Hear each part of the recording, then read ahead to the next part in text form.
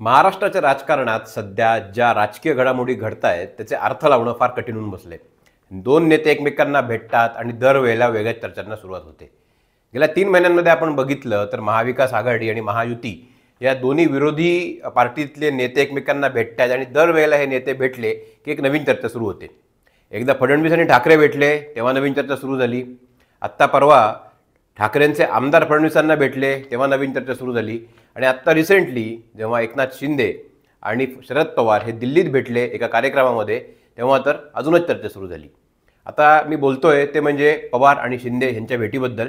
आणि एकनाथ शिंदे आणि शरद पवार यांच्या भेटीमुळे महाराष्ट्रातलं राजकारणात एक नवा ट्विस्ट आलेला आहे. मी ट्विस्ट आलाय असं का म्हणतोय कारण की एकनाथ शिंदे आणि शरद पवार यांच्या भेटीवरती उद्धव ठाकरे यांच्या शिवसेनेचे प्रवक्ते संजय राऊत यांनी कठोर शब्दात प्रतिक्रिया दिली आहे, तिखट शब्दात प्रतिक्रिया दिली आहे. म्हणजे ते नेहमीच तिखट शब्दात प्रतिक्रिया देत असतात, पण यावेळेला मात्र त्यांच्याच सहकारी पक्षावर आणि शरद पवारांसारख्या नेत्यावर संजय राऊतांनी टीका केली आहे. नेमकं काय चाललंय महाराष्ट्र राजकारणात? एकनाथ शिंदे आणि शरद पवार यांच्या भेटीचा अर्थ काय? शरद पवारांनी एकनाथ शिंदे यांचं कौतुक केलं, याच्यामागे खरंच काही राजकीय अर्थ आहे का शरद पवारांनी नेहमीसारखी टाकलेली ती गुगली आहे? हे सगळं आपण या व्हिडिओच्या माध्यमातून समजून घेणार आहोत, पण त्यासाठी तुम्ही हा व्हिडिओ शेवटपर्यंत बघा.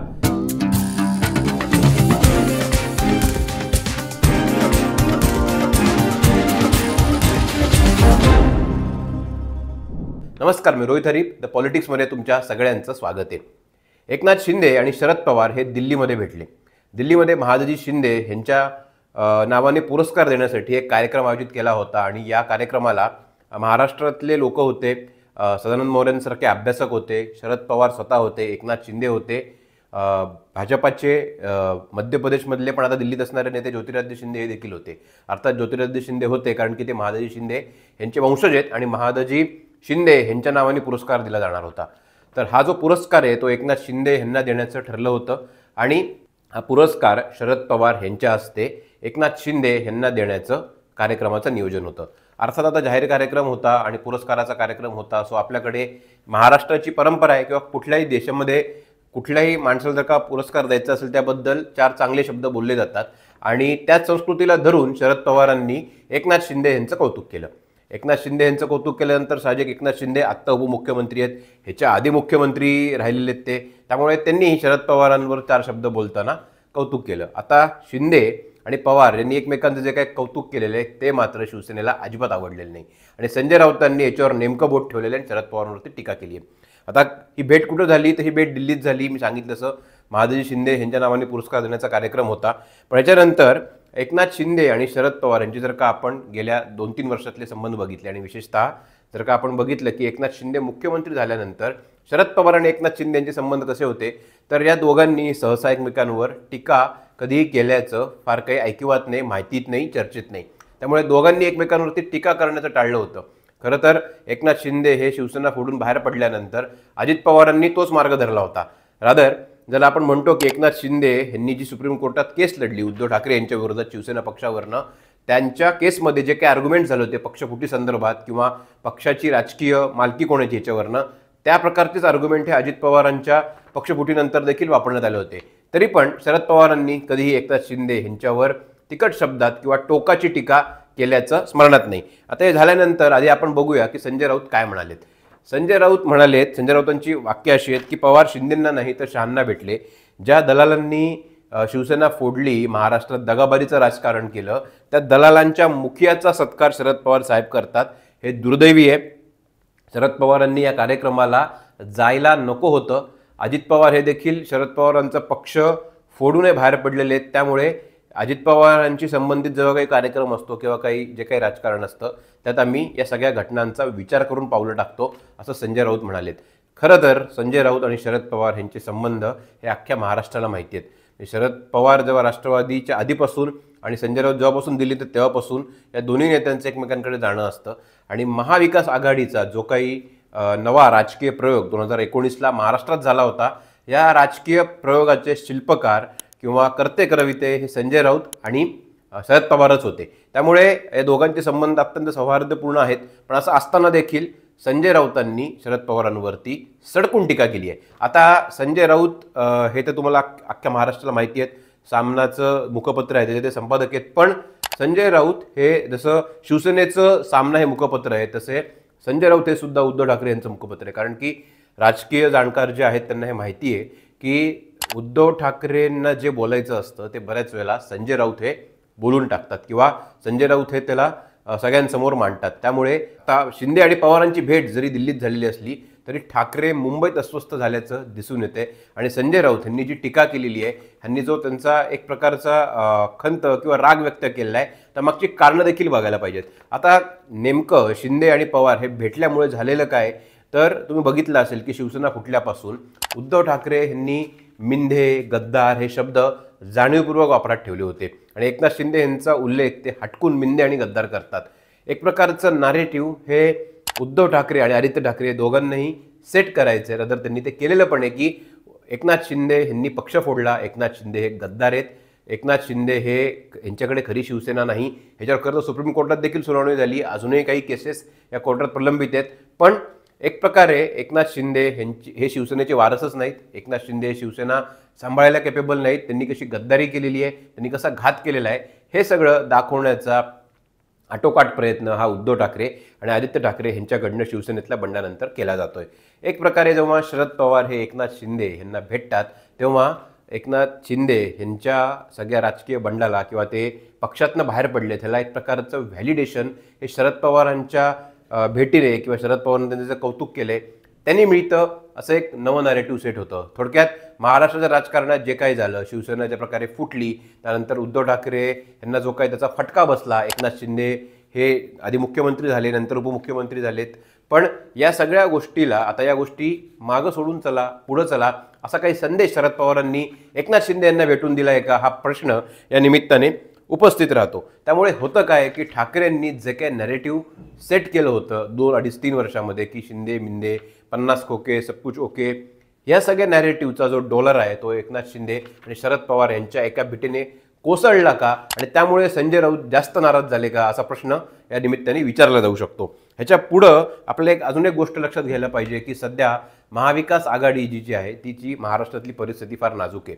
निवडणुका झाल्यापासून महाविकास आघाड्यांनी आत्तापर्यंत विधानसभा निवडणुकांमध्ये त्यांचा जो काही दारुण पराभव झालेला आहे त्याच्याबद्दल एकही चिंतन करणारं, त्याचं इंट्रोस्पेक्शन करणारं काहीही बैठक झालेली नाही. आणि महाविकास आघाडी ही महाराष्ट्रामध्ये एकत्रित अस्तित्वात तरी आहे का, असा आत्ताच्या घडीला प्रश्न विचारला तर तोही वावगं ठरणार नाही.